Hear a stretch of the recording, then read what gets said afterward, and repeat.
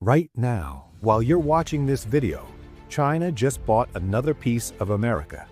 Not with weapons, not with threats, with money.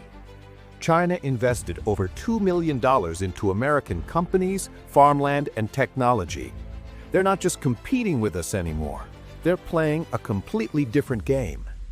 But here's what nobody is telling you. This new Cold War isn't like the old one.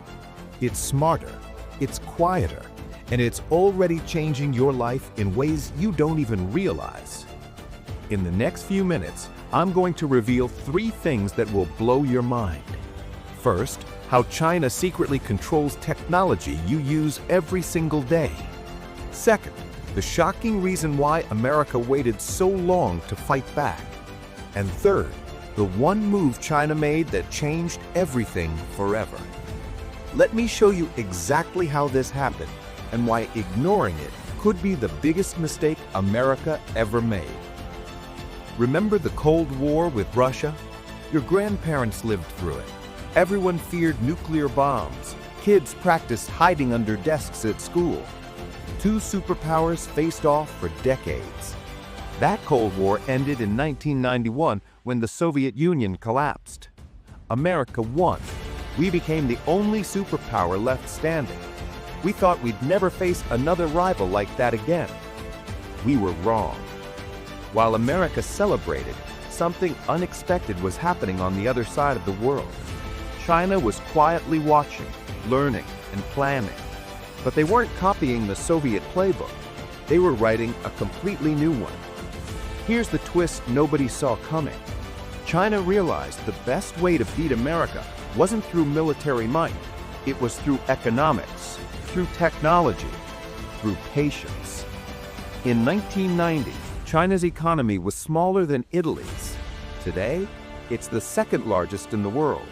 They went from making cheap toys to building artificial intelligence that rivals our own. And here's the surprising part. For years, America helped them do it. We taught them our business secrets. We moved our factories to their country. We believed making China rich would make them more like us. It didn't work out that way.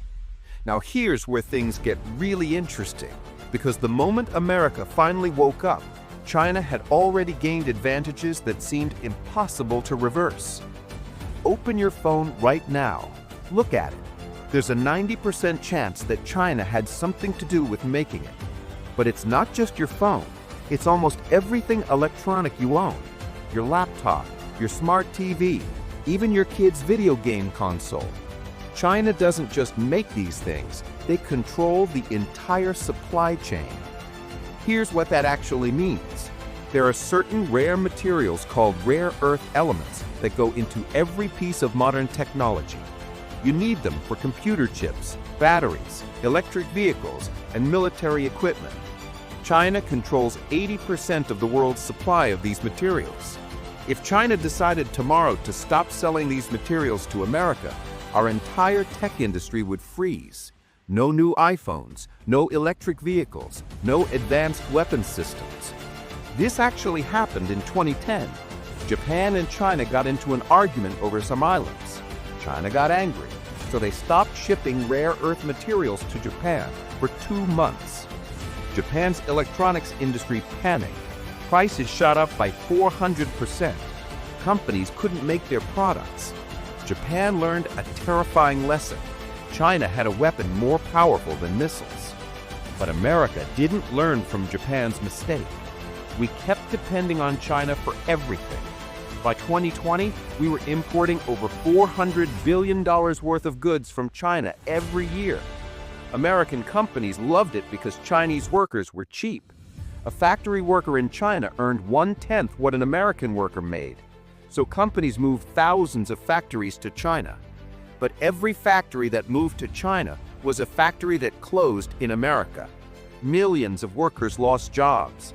Drive through the Midwest today and you'll see abandoned factories and empty main streets. China got richer and more powerful. America got cheaper products, but lost something more valuable: independence. But if you think that's crazy, wait until you hear what China did with all that money and power. While America was busy fighting wars in the Middle East, China was quietly building something massive, something that would change the entire world. It's called the Belt and Road Initiative. Most Americans have never heard of it, but it's probably the biggest construction project in human history. Here's how it works. China goes to poor countries in Africa, Asia, and South America. They offer to build things they desperately need: highways, railroads, ports, power plants. China loans these countries the money, but when countries can't pay back the loans, China takes control of what they built. Sri Lanka couldn't pay back China, so China took control of their main port for 99 years. Pakistan owes China so much money, they've essentially given China veto power over major decisions. Right now, China has projects in over 140 countries. They've invested over $1 trillion.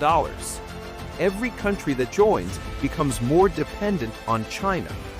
China isn't just building roads, they're building influence. When China builds a port in Pakistan, Chinese companies run it. That port becomes a little piece of China in another country. Multiply that by hundreds of projects, and you see how China is creating a world where they set the rules. Meanwhile, America was spending trillions on wars and arguing with allies. China was playing chess, while America was playing checkers. Now technology makes this even more dangerous. China is building a digital surveillance state and exporting it worldwide. China has over 200 million cameras watching their citizens. They use AI to identify anyone, anywhere, anytime. They created a social credit system that rewards obedience and punishes dissent. If you jaywalk, cameras identify you and dock your social credit score. Low scores mean no plane tickets, no good jobs, no good schools for your kids. And China is selling this surveillance technology to dictators who want to control their people, to anyone who wants the power to watch everyone all the time. This is the new Cold War. It's not about nuclear missiles. It's about who controls the technology that runs the world, who controls the ports, who controls information. This brings us to the most shocking discovery, the exact moment America finally realized what was happening. Everything changed in 2018 when China announced Made in China 2025, a detailed plan to dominate 10 crucial industries by 2025. Robotics, aerospace, artificial intelligence, electric vehicles. China literally published their plan to beat America. They weren't hiding anymore. American leaders finally woke up. Republicans and Democrats suddenly agreed China is America's biggest threat. The FBI revealed China was running over 1,000 investigations into theft of American technology. Chinese agents were stealing military secrets, medical research, AI code, business plans. They called it pick flowers in foreign lands to make honey in China. Steal ideas, bring them back, use them to dominate. President Trump started a trade war. He put huge taxes on Chinese goods. He banned Chinese companies like Huawei from using American technology. Then Biden took office. Here's the shocker. He didn't cancel Trump's approach. He made it tougher. Biden passed the CHIPS Act, spending $52 billion to bring chip manufacturing back to America. He restricted China's access to advanced computer chips. For the first time in decades, America was fighting back. But China isn't backing down. They're pouring billions into developing their own chips. They're strengthening ties with Russia and countries that oppose America. We're now in a full-scale Cold War. And unlike the old Cold War, this one is way more complicated because America and China need each other economically. And there's one more twist: Taiwan. Taiwan is a small island that makes over 60% of the world's computer chips. China claims it belongs to them and vows to take it back by force if necessary. If China invaded Taiwan, the global economy would crash. Everything that needs chips would become impossible to make. America promised to defend Taiwan. China said they'll fight if they have to. two nuclear-armed superpowers on a collision course. So what does this mean for you? This Cold War is already affecting your life. First, prices are going up. Those cheap Chinese products getting more expensive. Second, the technology race is accelerating. Both countries are pouring hundreds of billions of dollars into artificial intelligence and quantum computing. Whoever wins the AI race might win everything. Third, the world is choosing sides. Countries can't be friends with both America and China anymore. Like divorced parents, everyone picks a house. Fourth, there's a real risk of war. Not tomorrow, maybe not even in 5 years, but the risk is higher than it's been in decades. Here's the final twist. This Cold War might never have a winner. The original Cold War ended when the Soviet economy collapsed. They went bankrupt trying to keep up with America. But China's economy won't collapse, and America won't collapse either. We're still the richest country on earth, strongest military, most advanced technology companies. So we're stuck in permanent rivalry. Two superpowers that can't defeat each other, but can't ignore each other. The world is entering a new era, not American-dominated, not Chinese-dominated, but divided, where two systems compete.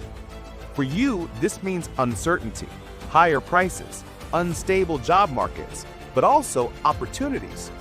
Competition drives innovation faster than ever. Your generation must be smarter and more adaptable than any before. You'll need to understand both systems. You'll need valuable skills for a competitive world. Remember that shocking fact from the beginning? China investing $2 million per minute in America? That's still happening during the Cold War, because economies don't separate cleanly. Both countries still need each other. The US can't ignore China anymore. That era is over. But we also can't exist without China completely. We're locked in a complicated relationship that's part cooperation, part competition, part potential conflict. The question isn't whether America should ignore China. We can't. The question is how we compete while avoiding catastrophe. How we stay strong without starting a war. This is the defining challenge of our time. You're part of it every time you buy a product, use technology, or think about the future. The new Cold War is here. It's going to shape your life whether you pay attention or not. So maybe it's time to start paying attention.